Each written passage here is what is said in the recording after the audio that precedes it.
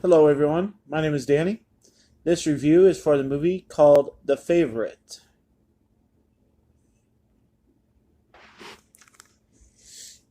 In early 18th century England, a frail Queen Anne occupies the throne, and her closest friend, Lady Sarah, governs the country while tending to Anne's ill health and volatile temper. When news servant Abigail arrives, Sarah takes Abigail under her wing as she cunningly schemes to return to her aristocratic roots, setting off an outrageous rivalry to become the Queen's favorite.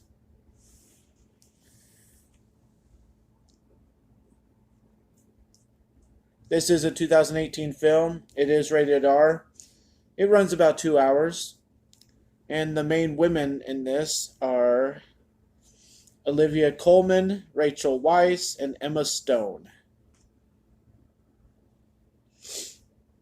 You'll recognize a lot of the guy actors. I think two of them are Nicholas Hoult and Joe Alwyn. But there's a large cast. This is set in a castle with the Queen. There's a large cast of people. I think you'll recognize some of the other side actors and characters. So, The Favorite. Um, I know for sure this was around, with main actors like this. I'm sure it was in theaters for, a couple weeks.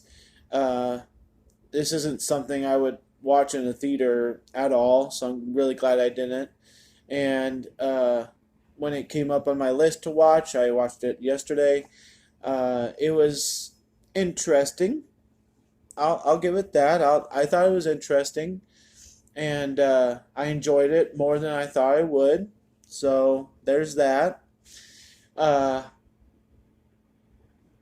when I see this movie, The Favorite, I know there's going to be intrigue because I know there's going to be people fighting over, favoritism and everything. So Emma Stone has always been intriguing. I think I've seen most of her movies. It just she brings that lightheartedness to a movie, even if it's set in an older time like this, that you just can't help but enjoy. It's not that hard to enjoy it.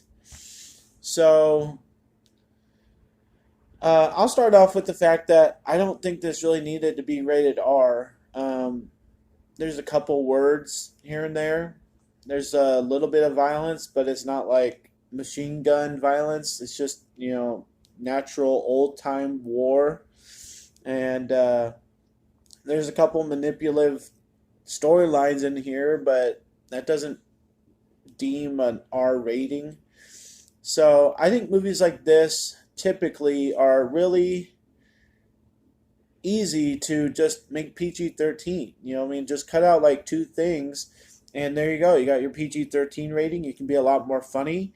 You don't have to worry about being so vulgar or nasty or violent, and you can tame that stuff down a little bit and just make it more of a fun film. This is really good. I would say for the first hour and 20 minutes, because of how funny it is, because of how interesting it is, because of the storylines, because of the characters interacting with each other. And if it was PG-13, they could have just kept that going. But all the kind of R-rated stuff is in the last 40 minutes or so. And it's just kind of like, why? Why do you handle your movie like that? You could have just had it, fun, freewheeling the whole time, and it would have been a lot better. I'm going to grab a Kleenex. I'll be right back. But I'll keep this review going. But I'll tell you what, movies like this, it's easy to wonder why they handle something a certain way, but I know they're dealing with history and everything.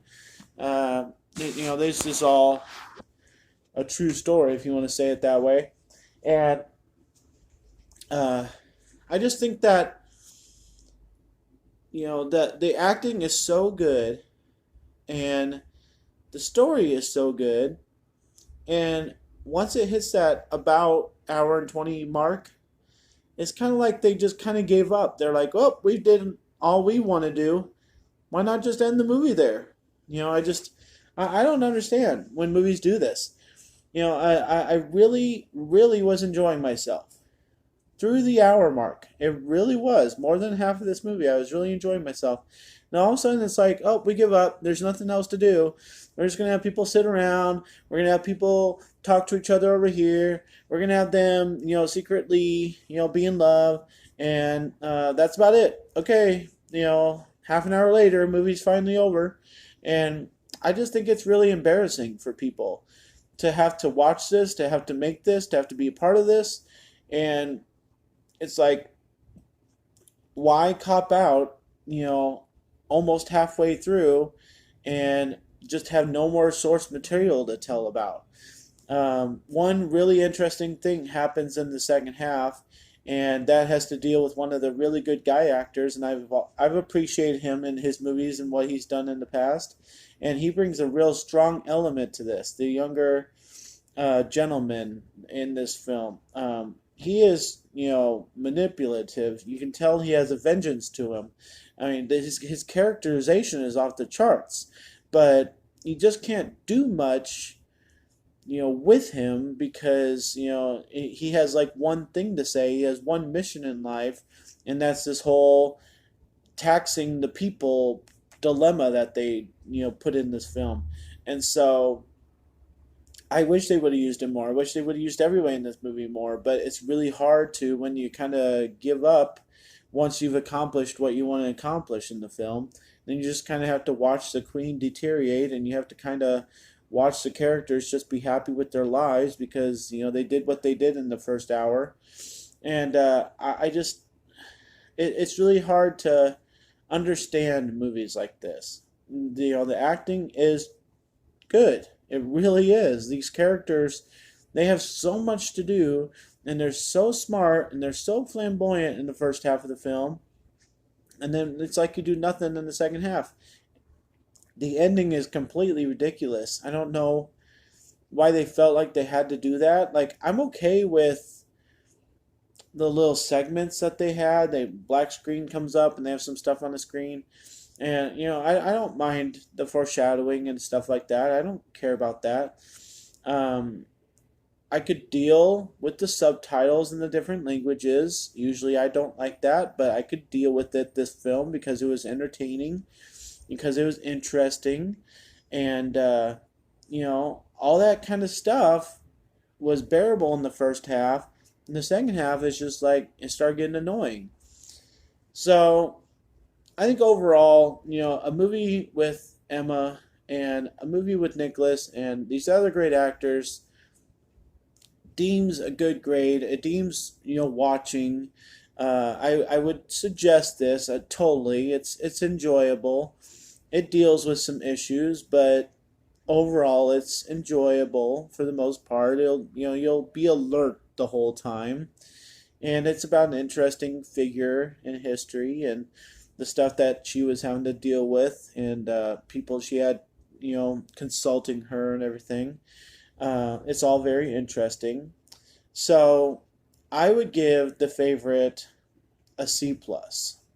I just cannot get over the fact how crazy stiff the last half an hour to 40 minutes is, and any movie that does that, to itself, uh, obviously has potential that they just didn't know how to untap, and they had energy, but they didn't know how to sustain it.